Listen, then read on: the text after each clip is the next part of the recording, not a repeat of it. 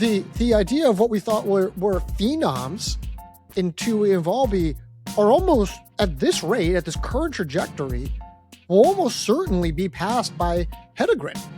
Yes. Within the next year or two.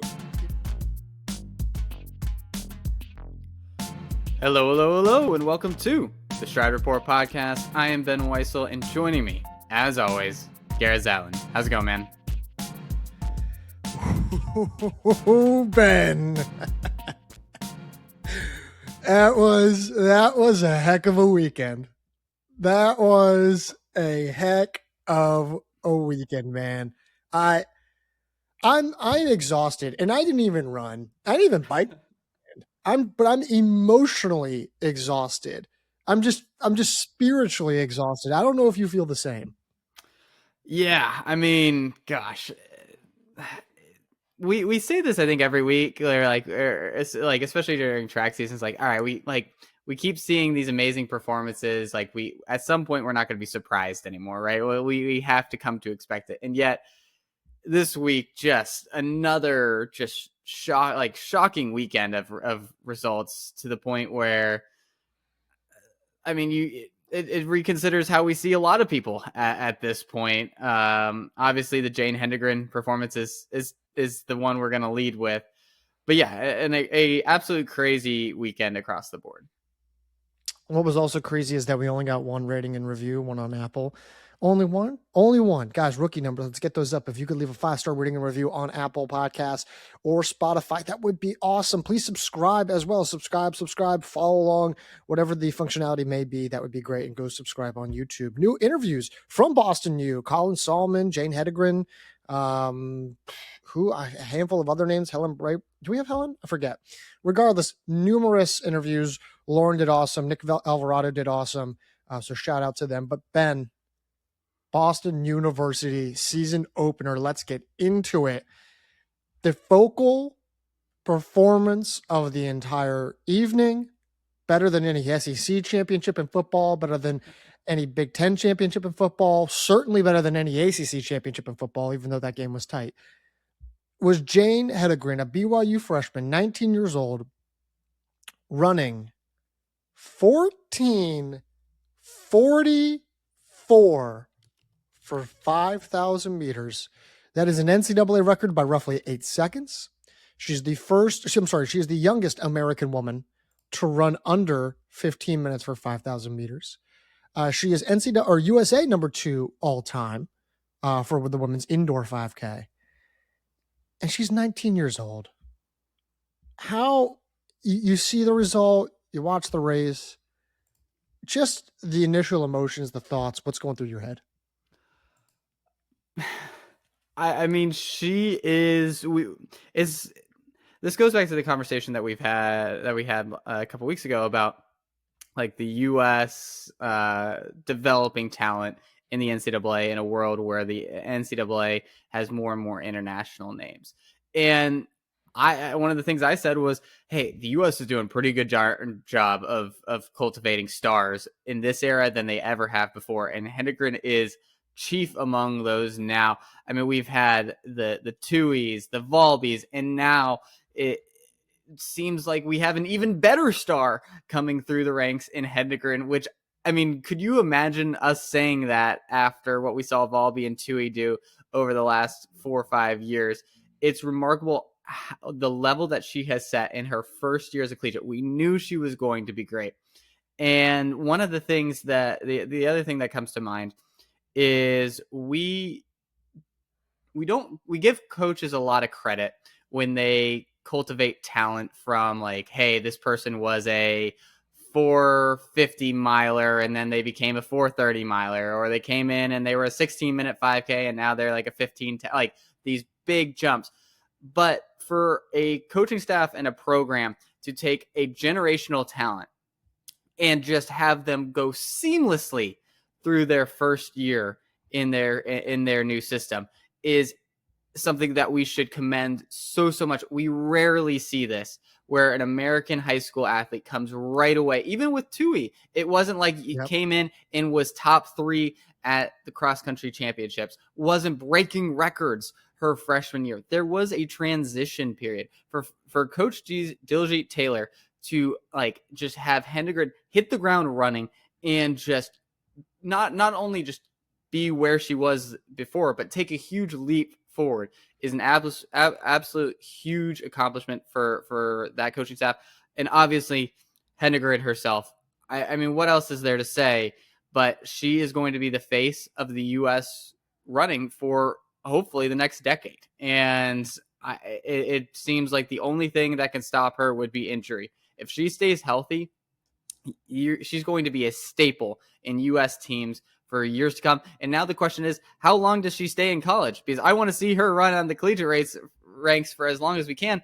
But performances like this likely mean her days are numbered, unfortunately. Yeah. And I'm sure people are going to be like, what do you mean her days are numbered? And I know what you mean by that. But they're saying like her days of being in the collegiate realm probably rapidly dwindling. Now, the idea of NIL is like, it has the opportunity to keep these athletes around. Like, but this is still another level to the point where like she's probably going to be the face of American distance right now, which is insane. Like, again, we're coming off of a time where we were talking about Tui and Volby like less than a year or two ago being those women. And now it's a completely different conversation. Like the idea of what we thought were phenoms in Tui and Volby are almost at this rate, at this current trajectory, will almost certainly be passed by Hedigrin. Yes. Within the next year or two. You know, like she's already rapidly approaching that point. I like how you mentioned this, like, hey, we don't, you know, we rarely see this where it's so instant and it's so seamless and it's such a clear jump for someone who was already a mega superstar beyond elite talent, like Hedigrin already was in college. Ben, I proposed this question in a recent article that I posted right after the meet. And the title of the article was pretty simple. It was, is Jane Hedigrin a prodigy? Yes. And before I could even ask the question, a further follow-up question, you shook your head and said yes. I mean, I don't know if I've ever seen something like this before. This is like, I mean, the only thing that I can think of this is maybe even outside of my lifetime, is like the Bob Kennedys, the Galen Rupps, but those weren't nearly to this level, right? No, but those weren't. Like the kind of smashing onto the scene early on, like, but again, maybe pre. Yeah. I mean, yeah, I guess from like a like global impact, like where you're running times that are like globally competitive fairly early. But yeah, but none of those are as good. Like she's better. Like the fact that she's ranking as high as she is already on the US level, like all time, is absurd. And the other thing I was looking at when I'm looking at the live results, she was only 14 seconds off the facility record for BU, which we know how many fast 5Ks get run at BU. The fact that, like, again, 14:30 with Klosterhalfen running that record. I mean, again, you could imagine her doing that in a couple years, which is just absurd. It's absurd. And I think we would be remiss not to mention the fact that Hedigrin just ran 14:44 and she's not the defending cross-country national champion. This means that 2 weeks earlier, Doris Lemong of Alabama was able to not just defeat Hedigrin, but defeat her by 10 seconds to win a national title. And the difference between Hedigrin now and Hedigrin 2 weeks ago couldn't have been that big of it couldn't be. It's still the same 14:44 runner now than she probably was 2 weeks earlier. So this might come off as an insulting question, and I apologize if that's how this is being taken. Who's the bigger winner of this weekend? Is it Hedigrin or is it Lemong? I'm glad you brought this up, because I almost, when you tossed it to me, I almost led with, like, how good is Doris Lemong? Like, right. And I was like, I can't say that. I gotta at least give Hedengren her flowers before I go to Lemong. But I totally agree. Like, I mean, 14:44. What does that mean Lemong can run? Like, I mean, again, Lemon seems to be. I mean, maybe Hedengren has a little bit more speed. I don't know, but at least you would imagine Lemon is like getting close to the 1430s, right? Which again is absurd. In the problem is we probably aren't going to see that. Like No. at least like at the collegiate level, we're just there's not going to be an opportunity. This was the opportunity, right, to Right. see that type of time from Lemon and there's not going to be another opportunity unless like Hedengren just pulls a Volby and just goes like just balls to the walls for in the one of the NCAA championships. But yeah, I have no idea what Lemon can run, but you would imagine it's even quicker than this, which is remarkable. Yeah, it's an insane scenario. Like I'm writing that article last night and I'm like, despite all of this, despite me calling her Prodigy, I don't know if she'll win the national title. She could. She obviously, very obviously could. But I don't know. I really don't know. Now, I've never, ever in my life been in this kind of situation. It's one thing for someone to smash, to break an NCAA record. It's another thing to smash an NCAA record. It's another thing to smash an NCAA record as a true freshman, 19-year-old American. And then it's another thing to not even know if she's the favorite for that national title. Like, it's insane. This is an insane conversation. This is crazy. I'm losing my mind over here. Yeah, we're looking at, again, we thought the Parker Volby, like Caitlin Tui head-to-head matchups were great. This is another level. Like this is another level. And I think the remarkable thing is, as you put, this isn't like Hedengren at her peak. This is Hedengren at her start. This is Lemon at her crazy. peak. Like in terms of her like collegiate career, right? This is her pretty much at her peak. So it's like, all right, you and that's why we have so much deference to her. We've seen her do this for years. We know what she can do. Like she's put it all together so many different times, and she's at her best, at her apex. Hedengren is years away from that. And so that's the remarkable thing is like she is a prodigy because she is going up against one of the best of the NCAA of all time at her peak and giving her a run for her money and might actually be favored against her at some point this year. I'd be curious to know like at what point what she would have to do or what Lemon would not have to do for us to get to that point where we're like, yes, she's definitively like the favorite over Lemon. But yeah, I mean, that's the crazy part is it is a 19-year-old doing all of this. Insane. We could go on about this all day. I'm going to move us off. In that same race, though, fantastic running. Riley Chamberlain, you called it. I did not. 14. I did not call 14:58. That was amazing. 14:58.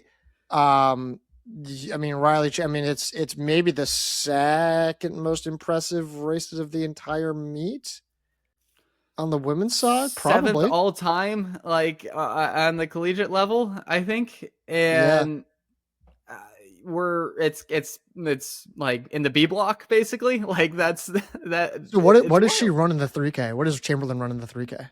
Yeah, and you would imagine that's her best event, right? That's what I'm saying. What does Hedigrin run in the 3K? Yeah. Well, those two in the 3K, I feel like would be a very, very fun matchup. Do both Hedigrin and Chamberlain go under 8:40 in the 3K this year, even if it's on an oversized track? 100%. I agree. 100%. I think the question is how close do they get to that 8:35 Caitlin Tui NCAA? I think Hedigrin breaks the record. Yeah. She's going to well, I should rephrase this. Hedigrin breaks the outright record on an oversized track. Whether or not she gets the opportunity to come to BU, and she probably will come back to BU, but that's the meet where I'm like, does she break it there? I think she can still, regardless of the setting, but I think that whether it's oversized and record eligible is the caveat to that. So, yeah. Yeah, I mean, again, what a race by Chamberlain, and she has taken she was already one of the best runners in the country, but this cross country season, obviously finishing where she did at cross country national championships, and then following up with 14:58. I mean, she's got to stop running the mile. Like I think she's just gonna needs to run 3K, 5K at this point. It'll be interesting to see what they do from a DMR perspective, though, if they anchor her again, because I mean that seems to be one of her best skills. It would probably make sense, especially from a team scoring perspective, right? Because if you have Hedengren Right. taking the 5K, she will at least she has the potential to score 10 points. You wouldn't want to dilute Chamberlain scoring in that race and instead probably maximize the national title possibility by putting her in the DMR. So And 3K, I would consider that part. Want to talk about just the rest of this field. And by the rest of this field, I mean the 12 other women, 14 total women who went under 1520, all of whom are collegians. Ben, last year, there were a total of 9 women throughout the entire season who went under 1520.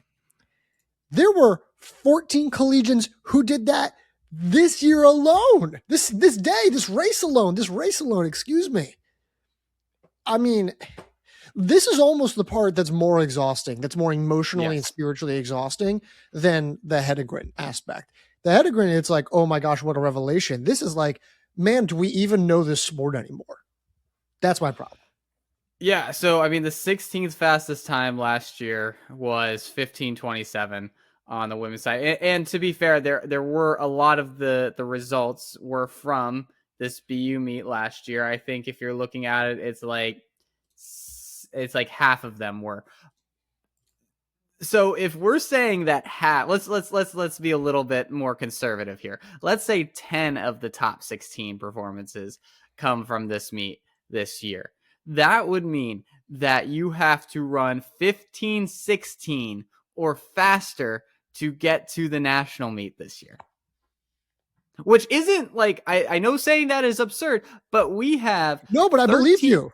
13 women who ran 15:16 or faster already. And so like it's probably going to be like Sylvia Jalego, you might be on the bubble at 15:16.57. You might be on the bubble, which is just a terrifying statement. And again, a lot of international influence, a lot of US based athletes in there as well. The sport, as you mentioned, has just accelerated to a level that, again, we saw it like during the COVID period, but it feels like the women are having another kind of just acceleration in terms of the product that we're seeing right now. I mean, and the crazy part is that just off the top of my head, I mean, all right, well, Doris hasn't run yet. Grace Hartman hasn't run yet. She qualified for the World XC Championships, so she'll probably get a late start, but I imagine she's going to go after a 5K. She would probably have to. Bunnage, whatever form she's in, but she could get there for sure. I mean, like, that's just 3 off the top of my head. Gapes and Yildiz didn't even finish this race, and you would imagine, hey, if they finish one, they're going to be right around that range, right? Vera Sojberg. I mean, Vera Sojberg ran 8:43 in the 3K. Salma, I don't think Salma moves up to the 5K and focuses on that. I think she goes mile 3K based. But, I mean, like, dude, Angelina Napoleon's probably better in the 5K than she is the outright 3K. Probably. I know she's the steeplechase, but she probably is. I mean, dude, I legit think that you're right. I think 15:16 is not going to be a guaranteed safe zone to qualify you for the national meet. 15:16, Ben. 15:16. There was a time not so long ago when like 15:11 was the indoor 5K record for the NCAA. Something like that. Was it? I was scrolling through and seeing like, so if you look at like the top like 10, 15 performances all time, it's all from like the last 2 years. So the like 2015, I think the record was 15:12. That's what it was by Sisson? Yeah, Emily Sisson. And that would have gotten you 7th in this race. No, yeah, 7th. Crazy. Oh my gosh. Like, we haven't seen Peyton Noe yet. I haven't seen her yet. I mean, there's again, like, the times are remarkable, but we do see this every year. It's like the bulk of the qualifiers come from this race, but not all of them, which means it's only going to get faster. Like, it's almost a guarantee that we are going to see these times accelerate. Like, it's stunning. All right. This is exhausting. I'm moving us off of the 5K in general. Congrats to everyone. Even if I'm not sure that you're going to qualify for the national meet. Men's 5,000 meters, not a great fast race. Pacing was a little messed up there. Not ideal, but a thrilling end.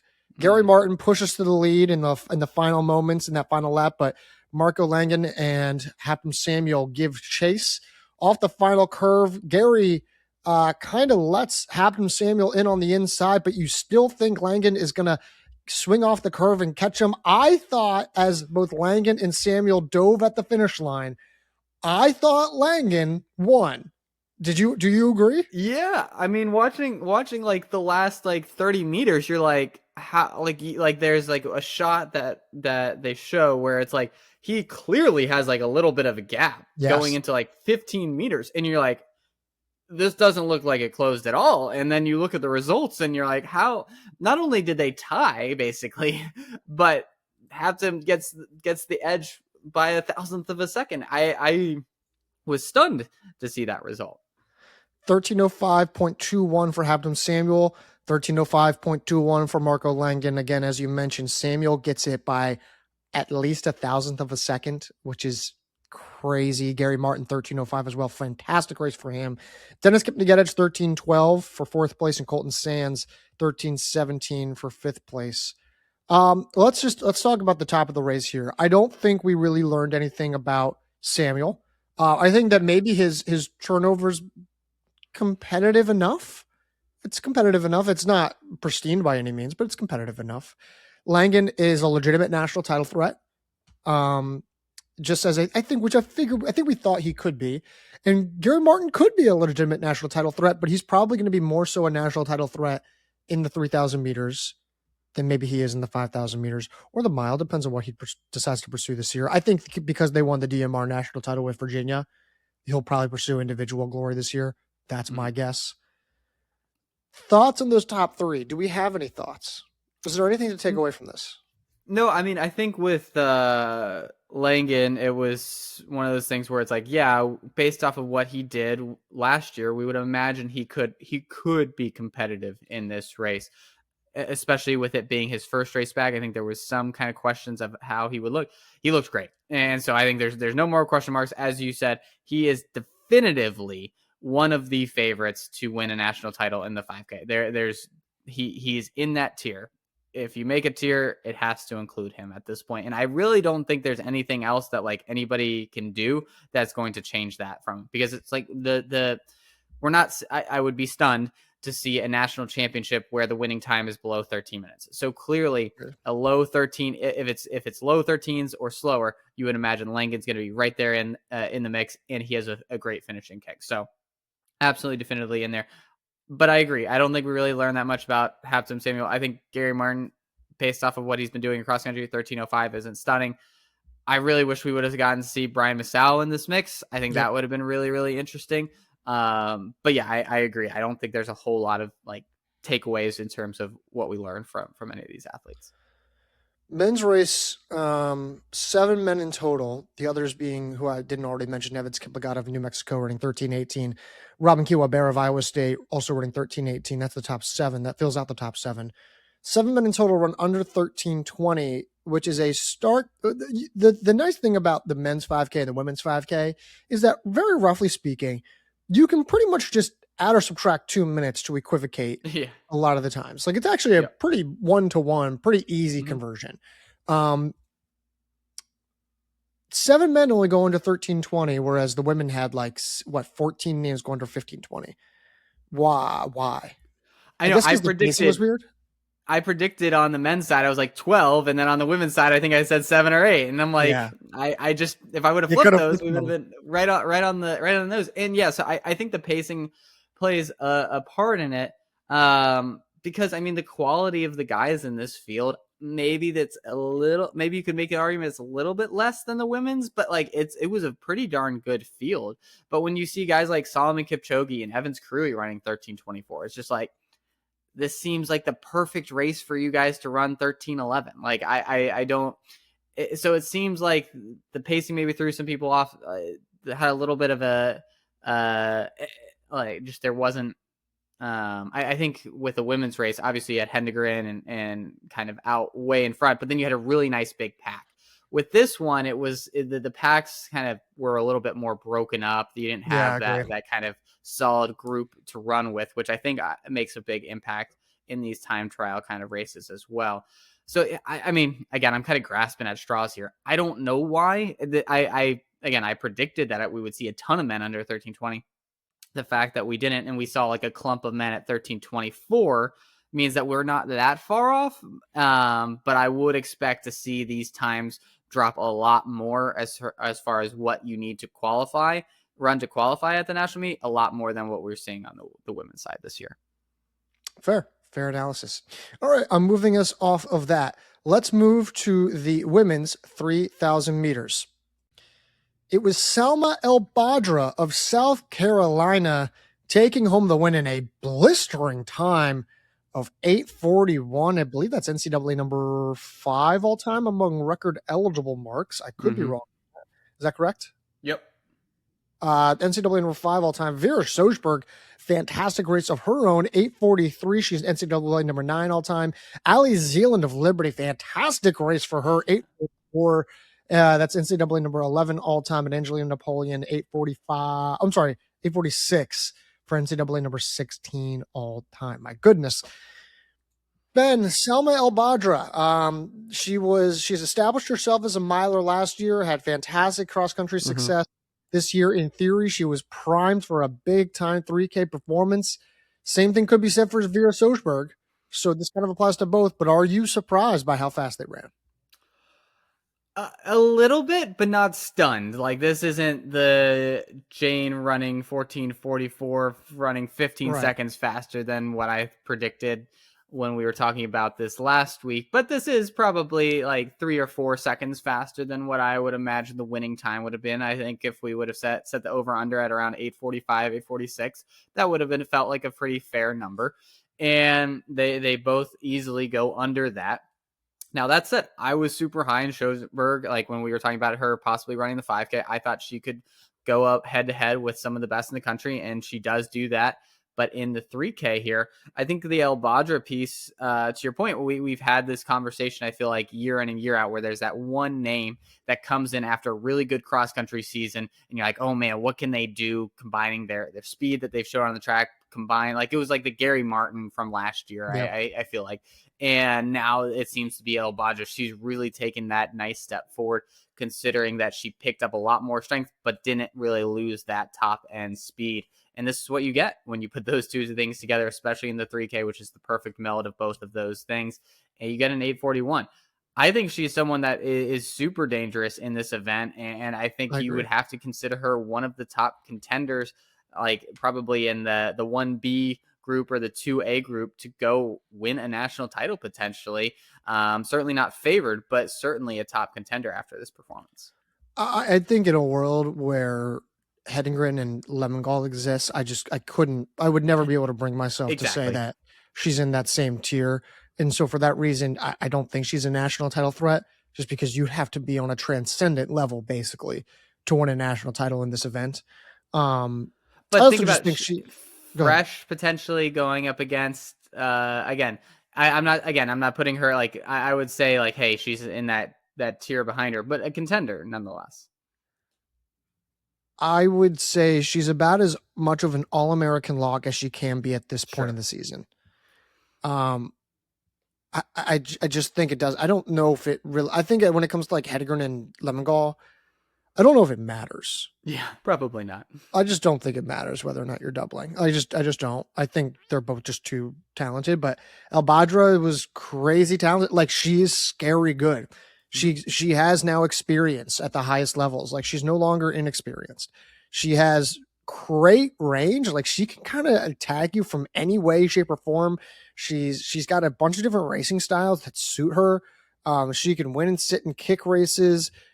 Although I do think she's a little bit more of a strength-based miler, kind of the way that she approaches certain races. Like, she's not going to sit and kick on you in the final 100 meters of any race, but she is going to push the pace out from 600, from 500. Like, she'll be the one who makes kind of like a slow burn kick if you will. So, but she was really, really impressive. This was a statement performance. I do want to give a shout out to some of our listeners, some of our watchers on YouTube. I did glance at a few YouTube comments, and they were like, "Hey, I think these guys are underrating, undervaluing Elbadra." And to their credit, I guess we were. I mean, I didn't know we were underrating her to this extent, but I guess we were. So nice job to them. Sochberg, just awesome. Just awesome. I have nothing more to say. She's great. This is, I mean, I think the better end of expectations, but it's what we expected. So I have nothing more to say about her there. And then Zealand, this is the big one. This is the one where I'm like, okay, phenom in high school, was great miler, proved herself on the cross country course. You would think in theory that 3K is her sweet spot, and bam, it is her sweet spot. She was aggressive. She led the race. She had really nice portions where she just looked strong and fit. I don't think she saved enough for herself to have a kick, but that's a learning experience. And if this is a learning experience, you're still getting third in 8:44 as a sophomore. Man, that's a good problem to have. So I was really thrilled with her. And of course, Napoleon 8:46. She admirably hung on. It was not a pretty race from her in terms of how you watch her race that, but she hung on and got 8:46, and I thought that was pretty impressive. So, any thoughts on those top four? No, I think Zealand is the breakout, as you mentioned. I'm going to pound the table for Sochberg to be like a top 10 runner on our indoor rankings because I just think she's that good. But yeah, I again, another race where it's like there was this telltale signs for a lot of these athletes. This isn't coming completely out of left field. I was a little bit surprised to see the Oregon group be a little bit further back. I thought this race would have set up fairly well for some of them. But again, it's not. This is a December race. No reason to get worried yet. But yeah, I think that was kind of the only really more unexpected result beside the Zealand one was the Oregon women not being super competitive in this race. Yeah, I mean, they still didn't run bad. They still had no. You're a bit 852, Frias 855, but yeah, I mean, Nielsen 9 flat. I don't know. I gotta be honest. I didn't like putting Nielsen in a 3K race. I didn't like that. Yeah, I mean, I guess it just depends on what they were training her like. Was she training with the cross country team throughout the fall, and then so this is why, or was she training like an 800, 1500 meter runner in the fall? I think that's kind of. I just don't know why you'd put her like just run back the same schedule as last year. It clearly worked. I don't like from a momentum confidence standpoint. I didn't like that move. That's just me. But I'm me, and I'm not a coach, and I'm not the coach of Oregon nonetheless.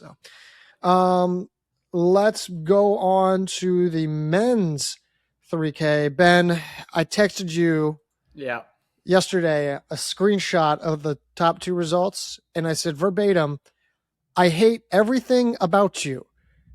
And that's because Colin Sahlman of Northern Arizona, your pick to win this race or to come out of the top as the top collegiate, ran 7:36.71, whereas Virginia Tech's George Couttie, who was my pick to emerge as the top collegiate of this race, ran 7:36.74. They both pounced at the finish line. Sahlman got him in what was mostly a photo finish, 7:36.736.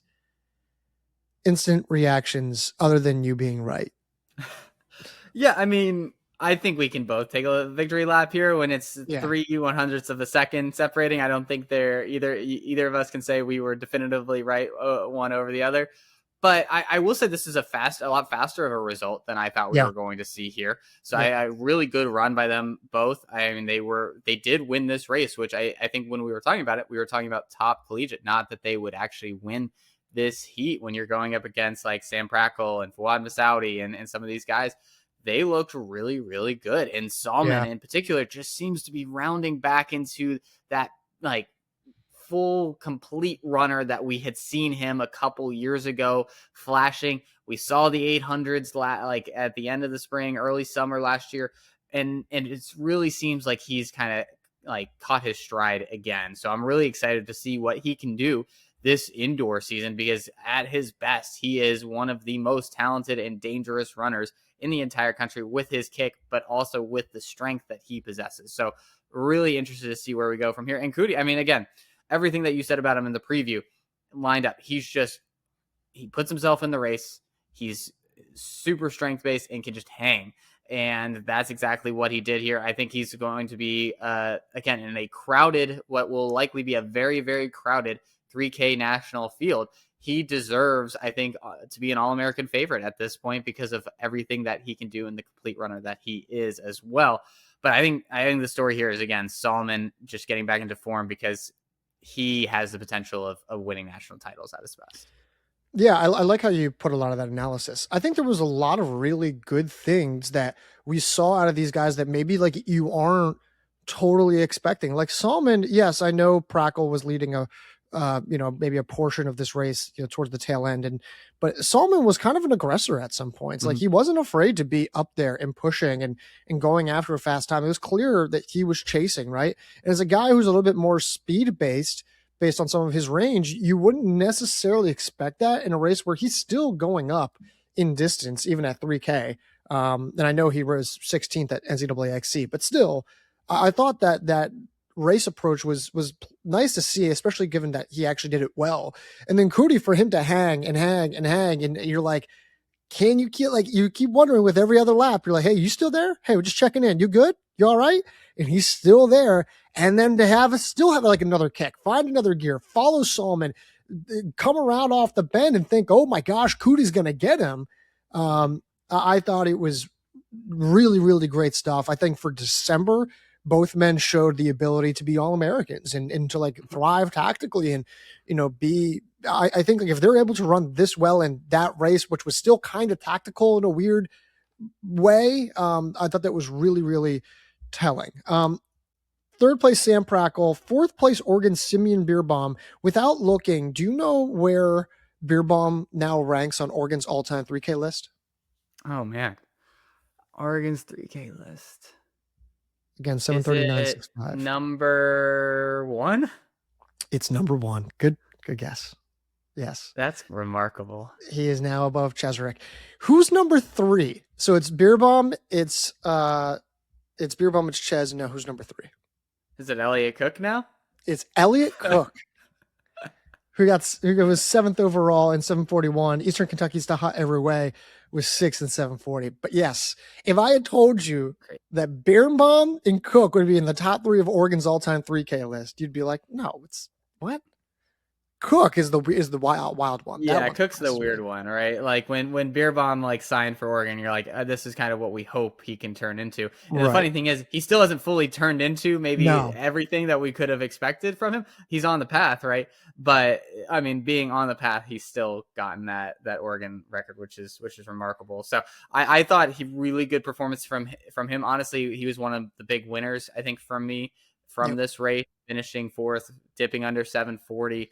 Again, like we just want to see the consistency from him, which we haven't really seen throughout his career. And for him to start stacking these kind of really solid performances where he is going head to head with some All-American threats, just want to continue to see that consistency. And then I think there is the potential for another breakout year for him in the next 6 to 12 months, where he goes from, hey, right up like on that bubble of being an All-American to something a little bit more. Does Sahlman or anyone else in this field, but does Sahlman run under 350 this season? Oh man. In the mile, excuse me. I think so. Yeah, I think so. I think he can. I'd say there's a 49% chance he does and a 51% chance he does not. I think I said that same thing for something else last week, but I think it's a toss-up. Unreasonable. Yeah, it's not unreasonable, no. But if he's going to run like that, Yeah, I mean, he's run 333 in the 15. He's run 352 in the mile. Like, and it seems like he's now kind of back at his best. And back at his best, that's a 350-ish runner, right? So it's just whether or not the ish is on the lower end or on the higher end, right? Let's move off of that. We're going to go to some of the middle distance performances. Women's Elite Invitational Mile. It is D2. Helen Braybrook beats the NCAA D2 record, running 4:30.03. I knew she was good. I knew she had been redshirted last year. I knew she had some speed based. I would not have been surprised to see her go under 4:40. I did not expect to see her go 4:30. That is a cooking time. Kudos to her. I just undervalued her. Harvard Sofia Gorierin, great race, 4:32.94. Cindy Massarelli of UNC, 4:33.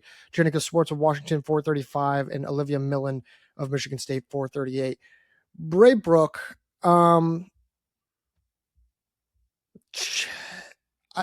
I'd have to think. I'd have to go back and review the D2 scene a bit more.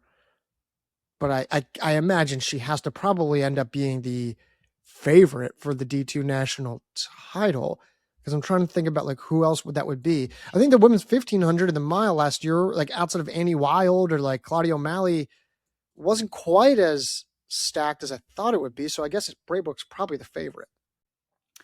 Yeah, I think, I mean, without knowing that field as well as probably you and obviously our D2 writers do, I think that it's easy to get caught up in these kind of performances where you're installed as the favorite just because you ran an NCAA record performance. And again, the problem is these races are run very differently than what they're going to be. That's true. In the national championship, which is, but we've also seen where if you're that much better than everybody else, you have a 5-second head start in terms of a PR, then it doesn't even really matter at that point, like what the race looks like. You're just that much better. But I mean, obviously, I think you would have to put her as the top dog at this point.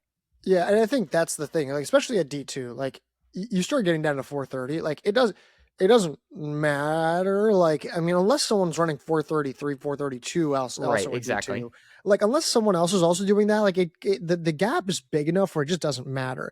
And the thing with Braybrook is that she's accomplished, she's a veteran, like she has range, or like she's one of the more underrated runners in D2 in terms of range. So I think it's probably her prime event. She's probably favored not just because of the time she ran, but because of the time she ran and everything else that comes with it. So give credit to her. Gorierin, Massarelli, any thoughts? 4:32, 4:33? No, this was pretty much in line. I think Massarelli, good run for her. But Gorierin, I mean, this is kind of what we were expecting coming into this race. Mentioned her a couple times in our preview podcast, so I feel like we didn't learn too much here other than she's healthy, she's fit, looks good going into the winter break. Let's move to the men's mile. Kind of a weird race. Oregon's James Harding, whose prior mile PR was 4:02, runs 3:55.92. The guy sat in the back of this pack, and he just sat there, and he sat Man there. after my own heart. Yeah, and I'm kind of like, man, you better. And like, if you just watch that race and were watching only him, and you didn't know the outcome of the race, you'd think, man, dude, you better be really reliant on that kick. You must be really confident in that speed. And he was. It worked at 3:55.92. Great finish from him to beat and upset Georgetown's Tenoda Matsatsa. Does this say more about James Harding, or does this say more about Tenoda Matsatsa? Harding, absolutely. I'm not that worried about Matsatsa. I think, again, these early season races are more about just proving fitness than anything else. I'm fine with what we saw from Matsatsa here. I thought he came in as the favorite, but again, off distance for him, first race of the year. I'm more just surprised by the Harding performance. Like you said, hadn't broken 4 before, and really was predominantly an 800-meter runner throughout his entire Oregon career. He's run 147, but it's not like he's run 145 or something crazy fast, and he's stepping up in distance and just letting the pure talent take over. This was a clear, like, huge step forward for him in terms of his overall fitness. And yeah, I mean, I'm excited to see what he can do in the 800 now this year, which is the event he's traditionally been better in. Can he run 145? Can he run low 146? Again, the mile is so competitive. You have to run insanely fast to be kind of in the All-American picture. Not like installing him in that certainly yet, but I think the clear step forward in fitness and I'm more curious to see how it translates to his main event. 3:55.92 without looking would have put him at where on the national leaderboard last season? 26th. 3:55.92. Yeah. How about 46? Oh man. That hurts. 3:55.92 would have put you at NCAA number 46 on the national leaderboard.